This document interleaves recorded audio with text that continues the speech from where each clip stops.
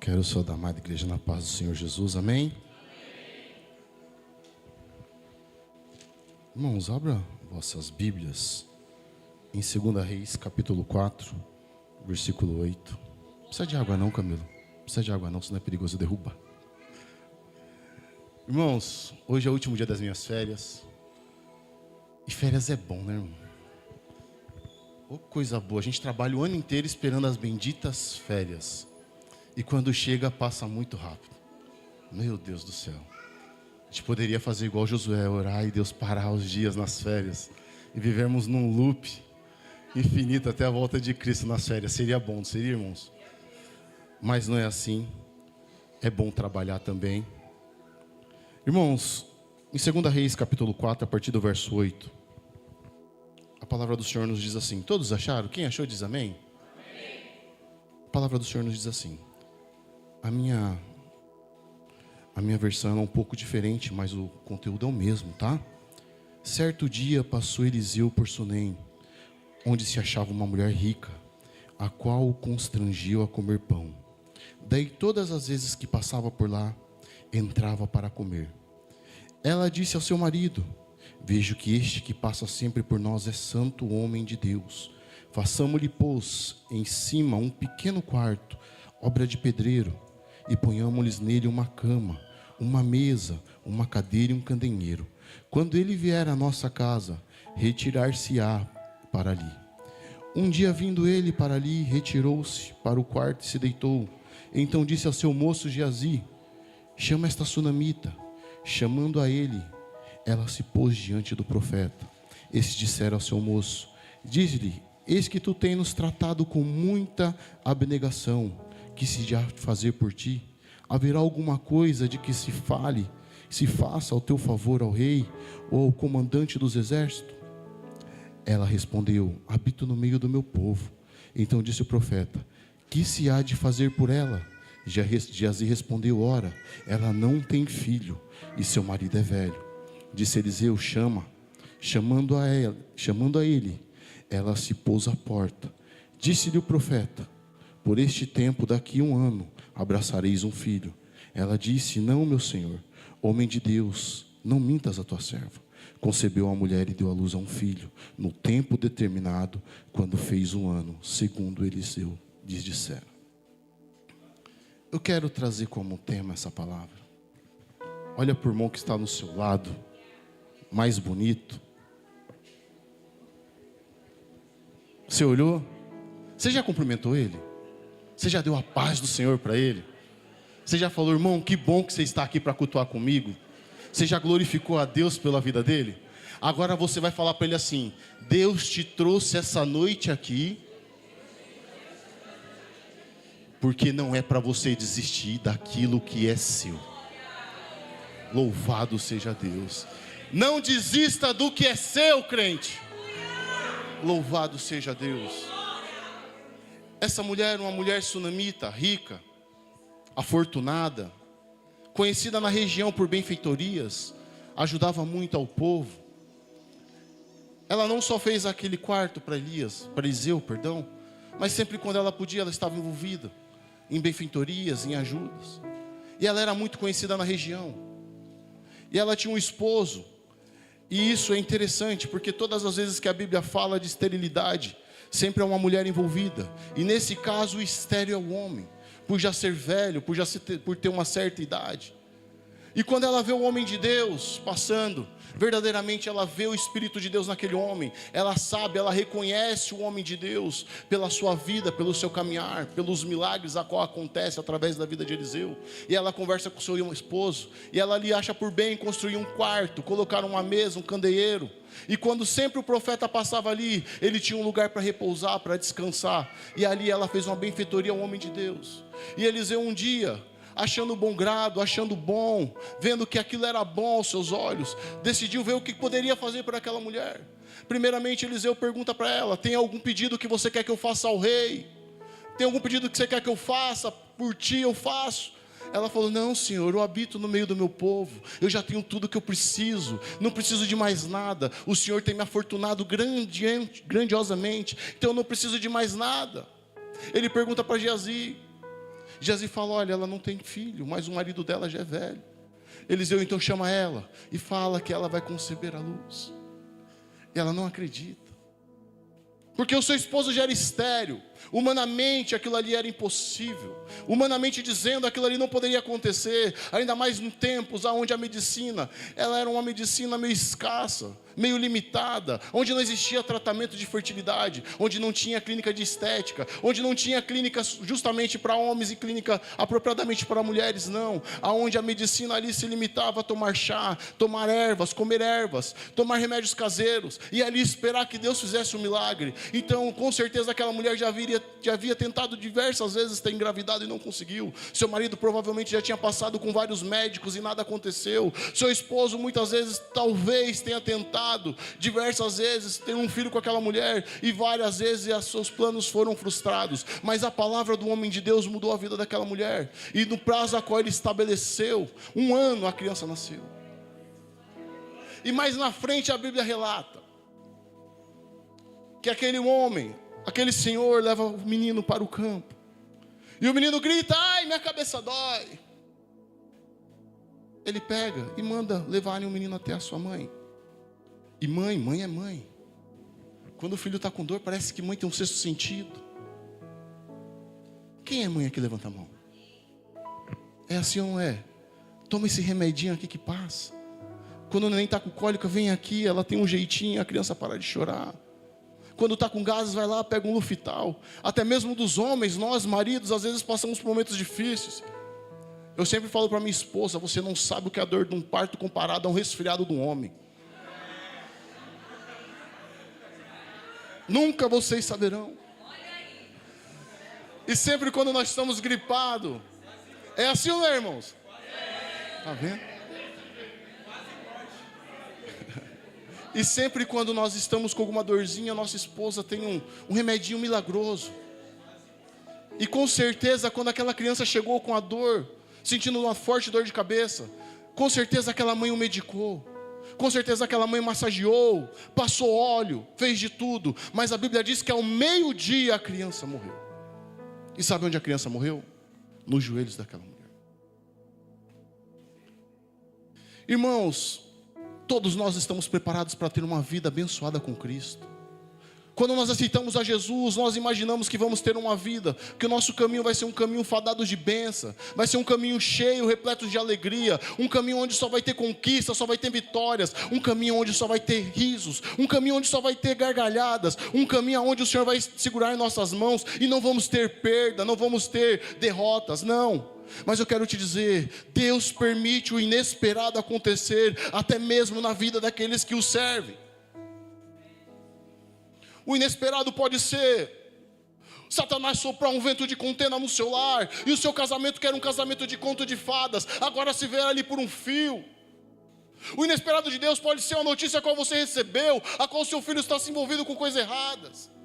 Talvez o inesperado de Deus pode ser uma notícia ruim, de uma enfermidade a qual você se desesperou. Talvez o inesperado que você recebeu na sua vida é uma frieza espiritual, uma gelidão espiritual, a qual você jamais viveu, onde você não profetiza mais, onde você não fala mais em mistério, onde você não tem mais intimidade com Deus. Talvez o inesperado de Deus possa ser um vento soprando contrário no seu emprego. Talvez o inesperado de Deus possa ser uma perseguição. Mas todos nós estamos sujeitos a receber o inesperado de Deus. Repita comigo: ela colocou o menino nos seus joelhos. Aonde você tem colocado o inesperado de Deus?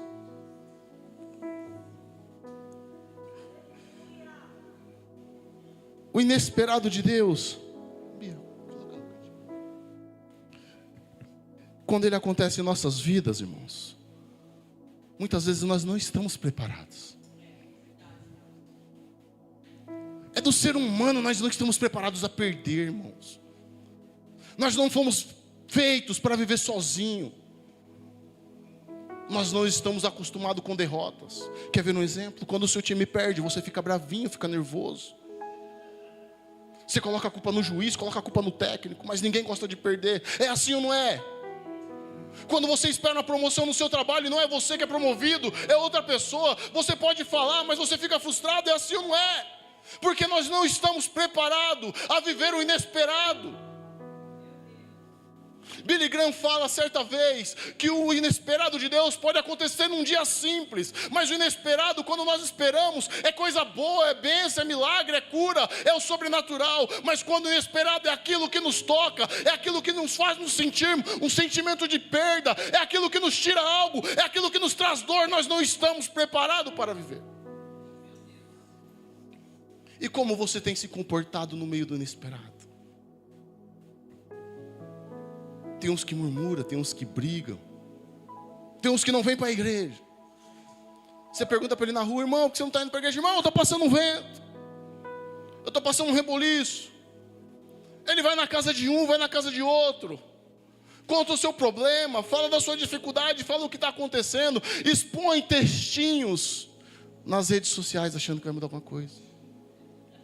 Coloca vídeos alusivos à sua situação, esperando que alguém decifre e vai lá e estende a mão para ele. Mas eu quero te dizer, aquela mulher colocou o seu filho nos seus joelhos. Crente, quando passa pelo inesperado, coloca o seu problema no joelho. Porque ainda que o inesperado trouxe a morte, o joelho do crente faz a vida florescer. Oração muda destinos. Fale por mão do seu lado: oração muda destinos. Toda vez que a Bíblia menciona uma oração sincera, um destino foi mudado, pastor Davi. Sabe o que aquela mulher fez? Ela leva o menino até o quarto do profeta, fecha o quarto, fala para o seu esposo: olha, eu vou encontrar o homem de Deus. Ele fala: mas não é festa de lua nova, não é sábado. Não importa, eu vou encontrar o homem de Deus. Aquela mulher monta num jumentinho ou numa mula, como você preferir. Ela era conhecida, as pessoas perguntam para ela: olá, como que vai, Sunamita? Tá tudo bem? Tá tudo bem comigo. Sunamita, tá tudo bem com seu filho, com seu esposo? Tá tudo bem. Sunamita, como está sua família? Tá tudo bem. Para de ficar chorando nas redes sociais, para de contar o seu problema, para de vir para a igreja com cara de derrotado. Mesmo que você esteja passando por prova, é hora de você erguer a cabeça e falar: está tudo bem.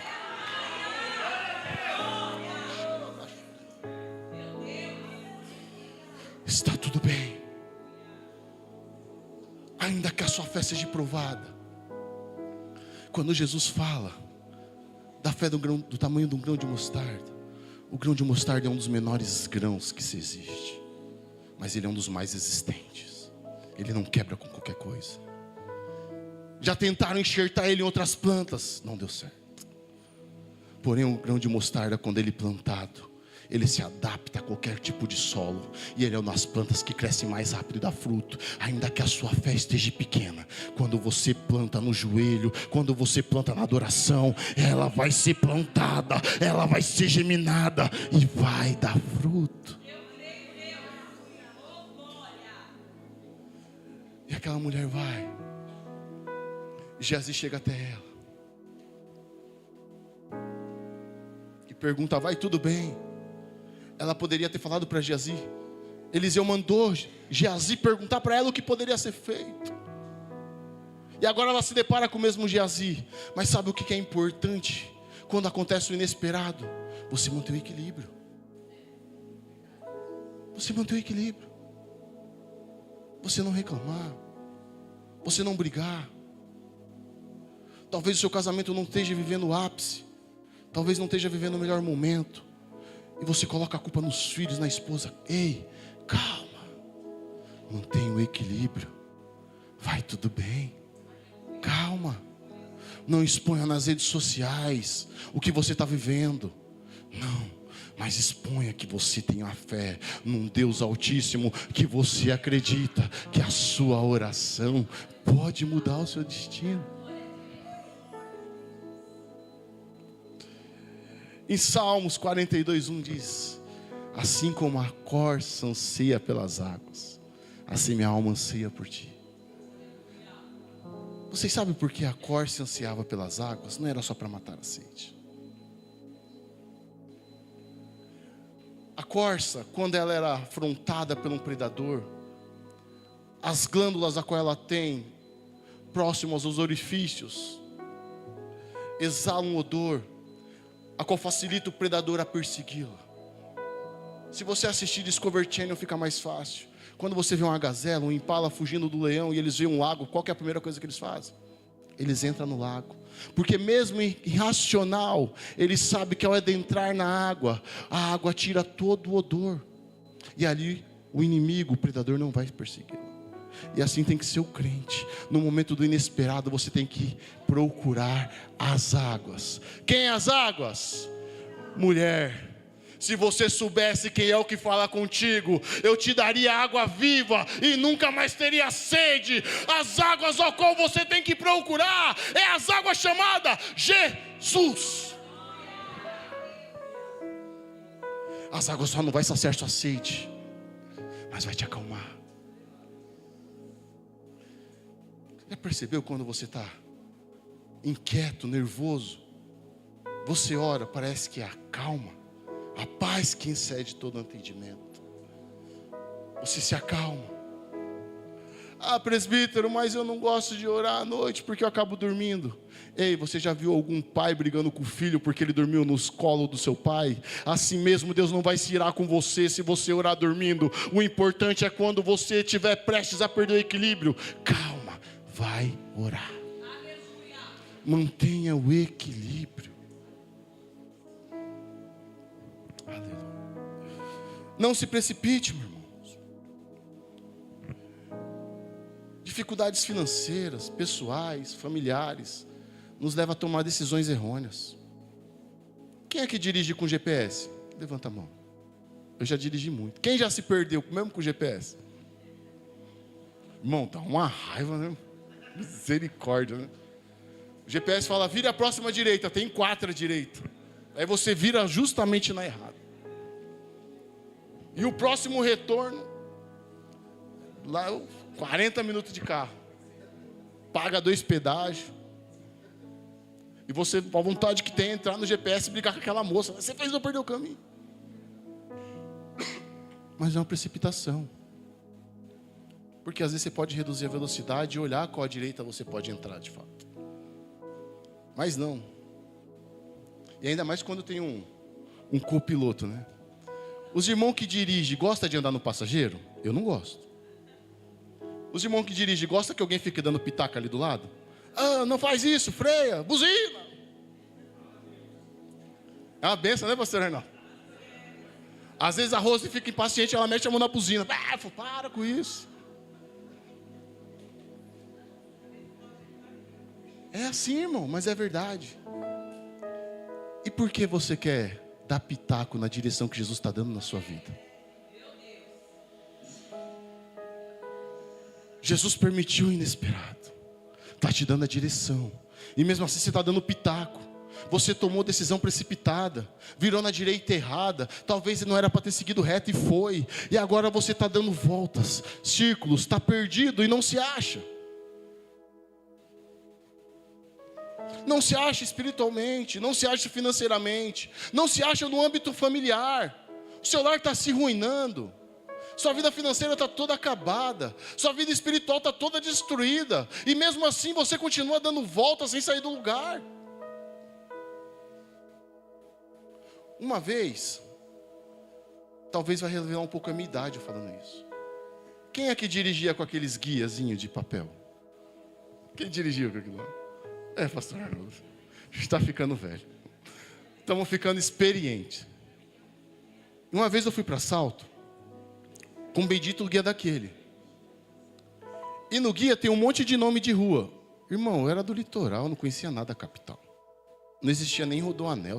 Todo lugar que você ia, você tinha que passar por dentro de São Paulo.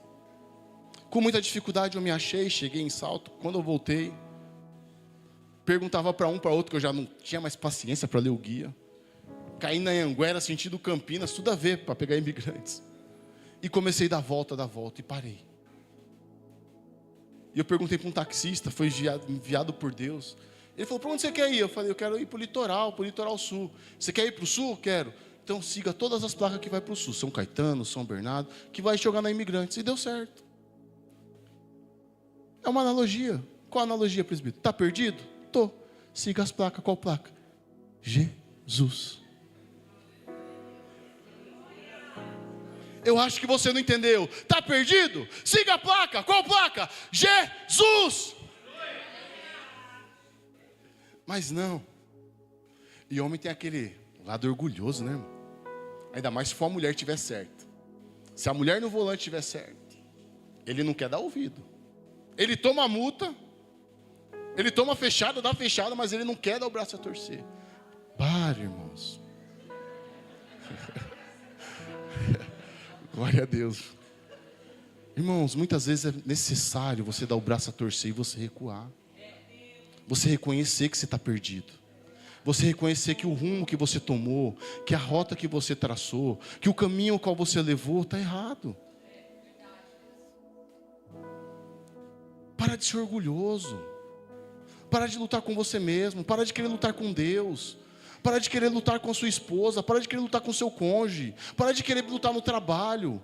Para de querer lutar com seus amigos. Para de querer lutar com a igreja. Lute com você mesmo. Dê o braço a torcer. Quebra o seu orgulho. Assim como Naamã desceu 7 vezes para ser curado. Nem que você tenha que descer 7, 14, 20. Desce. Nem que você tenha que descer a casa do olheiro para ser quebrado de novo. Desce, mas é necessário você retraçar a sua rota. Esse caminho não está dando certo. Talvez Deus te trouxe aqui nessa noite para te dizer: é hora de você retraçar a sua rota. Esse caminho que você pegou é um caminho de precipitação e que não está te levando a lugar nenhum, de lugar nenhum. Não está te levando a nada de lugar nenhum. Você já não tem mais espiritualidade.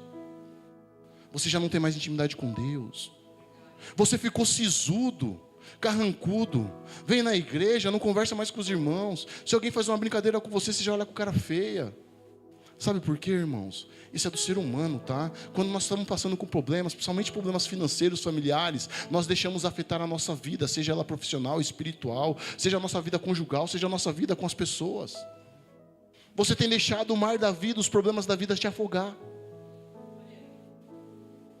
E você tem mostrado para todo mundo que você não está bem. Sabe quando você vai dar a paz do Senhor por irmão? Parece que você sente até um calafrio. Você olha para a cara dele, a cara fechada, a cara feia. Você tem até medo. As crianças olham, dá a paz do Senhor por irmão. É assim que você está, irmão. Você vem aqui num culto onde o Tom explicou, deu uma aula sobre culto, que é um serviço de adoração a Deus, e você já não consegue adorar.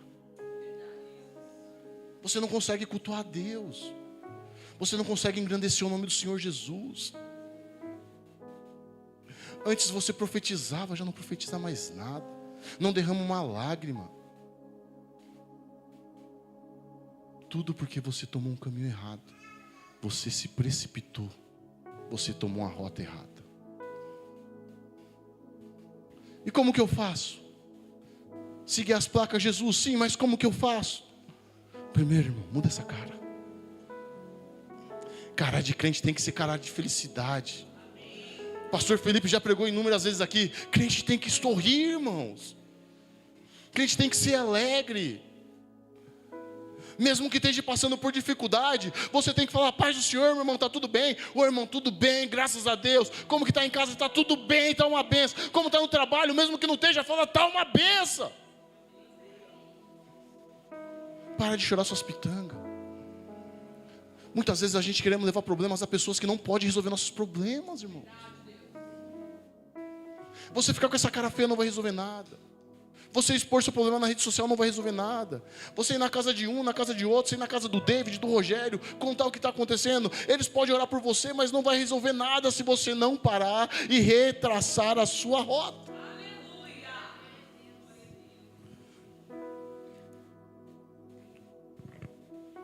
Efésios capítulo 6, do versículo 10 ao 20. Para resistirmos à vontade de nos precipitarmos, temos que estar revestidos do poder de Deus. É o mesmo poder a qual Paulo fala em Efésios capítulo 1, versículo 20, que é o mesmo poder que ressuscitou a Cristo. Sabe o que vai impedir de você tomar decisões precipitadas? Você está ligado no céu. Por quê? Pergunta: por que, presbítero? Pergunta mais alto: por que, presbítero? Porque quando você está ligado no céu, você ouve a voz do Espírito Santo de Deus, e Ele não deixa você tomar decisões erradas. Esses dias eu tomei uma lição da minha esposa. Eu liguei para ela, a gente conversando, eu estava vindo na clínica que eu estou fazendo acompanhamento, perdi 10 quilos, irmãos, ninguém falou nada até agora, meu Deus. E ela falou assim, espera, chega em casa que a gente vai conversar. Quando eu cheguei com toda a solução. Ela falou, mas a gente não falou que quando você chegasse aqui a gente ia conversar. E a estratégia que ela tinha era melhor que a minha. Porque eu achei que ela não tinha solução. E quando você toma uma decisão sem consultar a Deus, é a mesma coisa que você está falando assim, olha Deus, eu não preciso da sua ajuda, eu não preciso da sua direção, porque eu sei qual o caminho que é o melhor para a minha vida. Então Deus tira a mão e deixa você fazer o que você quer. E você vai e quebra a cara. Mas olha como o nosso Deus é misericordioso, Décio. Você pode quebrar a cara inúmeras vezes, mas quando você volta para Ele, Deus, me perdoa, eu me perdi. Ele estende a mão, te levanta e te coloca na direção certa novamente. Mas dessa vez você, o tombo foi tão grande, né, crente? Que nem levantar a mão para pedir ajuda de Deus você está conseguindo mais. Mas essa noite é noite de você voltar a buscar, de você se revestir de toda a armadura de Deus, de você se aproximar do Espírito Santo de Deus, de você voltar a ser guiado pela voz do Espírito. É noite de você voltar para o caminho de Jesus e ouvir o GPS do céu. É noite daquele que se perdeu achar novamente o caminho. É noite de você voltar para o centro do querer, da vontade de Deus. Aquela mulher chega e fala com Eliseu. Eliseu dá o bordão dele. E olha só que engraçado, irmãos. Eliseu, quando morre, ele é enterrado. Numa guerra, abre a cova de Eliseu e joga um soldado morto. Quando o soldado bate nos ossos de Eliseu, o soldado revive. Só que agora Eliseu, ainda em vida, ele manda Geazi com seu bordão ir lá e tocar no menino. Geazi vai e não acontece nada. Porque o mistério estava no homem de Deus. Quando Eliseu vai lá, ele ora pelo menino. Ele fecha a porta. A primeira oração não aconteceu nada. Na segunda o menino espirra 7 vezes e ele entrega para a mulher. Nós temos que procurar a ajuda certa. Identificar quem de fato pode nos ajudar. Não é pecado você pedir oração, aconselhamento. Mas temos pastores, tem o pastor Arnaldo, homem sábio, tem o pastor Felipe, tem o Tom na igreja, tem a pastora Vilma. Mas não, você quer pedir ajuda, quer pedir conselho para quem nunca construiu nada em lugar nenhum.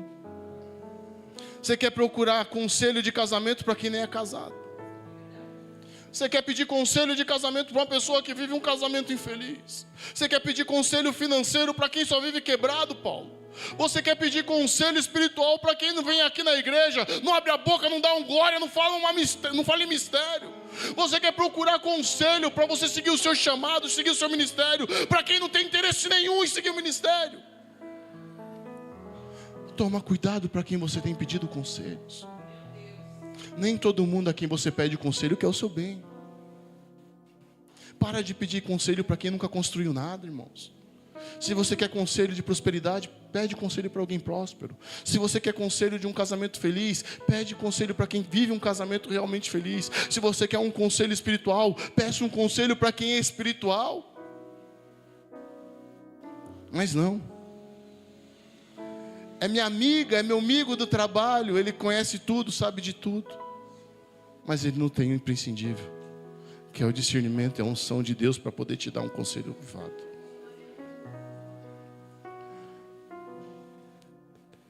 Não desista do que Deus prometeu para você. A Bíblia, em Filemão, capítulo 1, fala de um homem chamado Onésimo.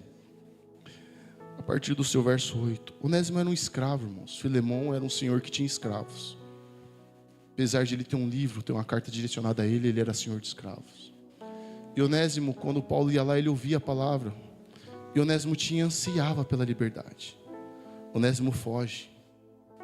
Onésimo procura Paulo em Roma. Onésimo aceita Jesus. E Paulo manda uma carta para Filemão. Filemão era de Colosso. E quando Filemão pega aquela carta, ele lê. E Paulo fala: olha, receba Onésimo de volta, mas agora não como escravo, mas como irmão em Cristo. E se ele te defraudou alguma coisa, coloca na minha conta, eu, Paulo, vou pagar. O Evangelho, quando você não desiste do seu chamado, quando você não desiste daquilo que é seu, Deus te direciona e a liberdade vem, porque a liberdade sua foi comprada com sangue no Calvário, foi escrita: liberdade, vitória, conquista e promessa. E quando você vai em busca, direcionado por Deus, nada pode impedir de você tomar posse daquilo que um dia Deus te prometeu.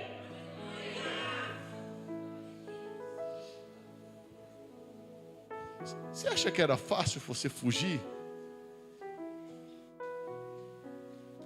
Você acha que era fácil um escravo chegar até Roma? E Paulo estava preso. Era uma prisão a qual ele tinha uma certa liberdade para falar do Evangelho. E quando você não quer desistir do que é seu, irmãos, muitas vezes você vai se sentir sozinho. 2 Timóteo capítulo 4, versículo 16, Paulo diz perante aos seus julgadores: todos me abandonaram. Quando o inesperado de Deus acontece, muitas vezes nós assistimos só. Mas no versículo 17 Paulo fala: mas em todo momento o Senhor esteve comigo. É normal sentir medo, sentir dúvida. Gideão sentiu dúvida, irmãos, no seu chamado. Sara sentiu dúvida quando recebeu a promessa. Zacarias sentiu dúvida quando o anjo falou que ele ia ser pai. É normal sentirmos medo, sentir dúvida. Não é normal você se render ao medo, você deixar o medo te travar. Isso não é normal. Você parar de acreditar, isso não é normal. Mas eu quero te dizer, para concluir, eu quero terminar com um testemunho. Eu era jovem, eu sou jovem ainda, e o Senhor tinha me feito uma promessa. Tinha dito que Ele abriu uma porta de emprego numa grande empresa para mim. E eu acreditei. E eu falei para minha mãe: mãe, quando o Senhor abrir a porta de emprego numa grande empresa, meu primeiro salário todo eu vou dar para missões. Eu sempre fui apaixonado por missões. E o Senhor abriu a porta na Pernambucanas. Era uma empresa top na época. Só que era como temporário. Minha mãe chegou e falou: você não vai dar seu primeiro salário? Eu falei: ah, mãe, Deus não é burro. Eu falei: um emprego na empresa, eu estou na terceirizada. Minha mãe falou: filho, não brinca com Deus. Eu fui precipitado. Passou os 3 meses, eu perdi o emprego. Não renovaram comigo. Eu entrei pela empresa People Domus Recursos S.A. Eu entrei numa padaria onde eu fiquei 9 meses. Chorava, orava no banheiro. Orava de joelho no banheiro da padaria, sujo e imundo, pedindo a Deus uma nova oportunidade. Eu não conseguia ir para o culto, porque eu entrava 1h da tarde, saía às vezes meia-noite, 1h. Não conseguia ir. E depois de quase 1 ano, eu peguei e saí e fui dar aula de inglês no Child, que era para crianças, e dava algumas particulares, mas era pouco. E um dia eu indo para casa, vindo de uma oração, tinha um jovem com violão perto da casa da minha mãe cantando aquele hino: restitui. Eu quero, não vou cantar senão os irmãos vão sair correndo, tá?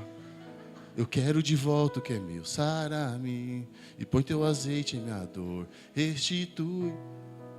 E eu comecei a chorar. Eu cheguei em casa, dobrei meu joelho e falei: Senhor,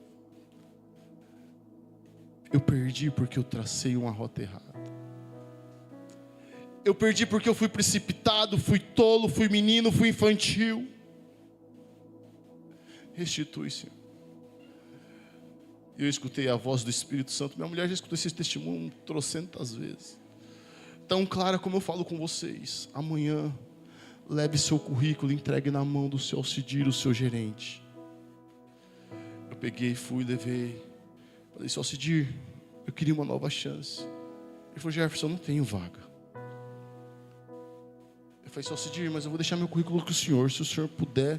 Ele falou, peraí, mas você está trabalhando? Eu falei, estou dando aula de inglês, mas é pouco. Ele falou, mas é melhor pingar do que faltar, aqui é temporário de novo. Eu falei, não tem problema, eu quero voltar a trabalhar aqui. Ele, Jefferson, mas você está trabalhando, você vai trocar o certo pelo duvidoso. Eu falei, só Cidir, o senhor não está entendendo. E por dentro falando, esse homem ainda não entendeu. Quem me prometeu foi o pai da promessa. Eu falei, não tem problema, senhor Cidir. Ele, você quer mesmo? Eu quero. Você quer? Eu quero. Ficou naquele jogo, você quer? Eu quero.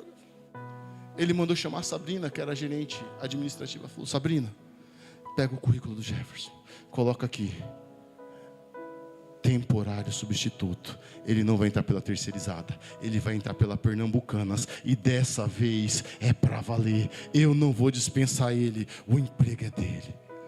Eu quero te dizer, meu amado, nessa noite o Senhor fala, todo aquele sonho que você perdeu, todas as promessas que você deixou cair pelo tempo, a qual você esqueceu, talvez por problemas financeiros, problemas da vida, problemas conjugais, nessa noite o Senhor brada, eu vou restituir, eu vou restituir. Nessa noite, levanta a sua mão e receba a restituição do céu. Não desista daquilo que é seu.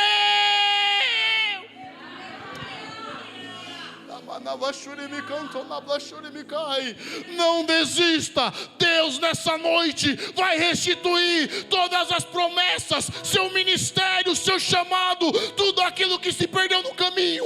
Deus nessa noite te diz, eu vou restituir. Se coloque de pé com a permissão do pastor Arnaldo.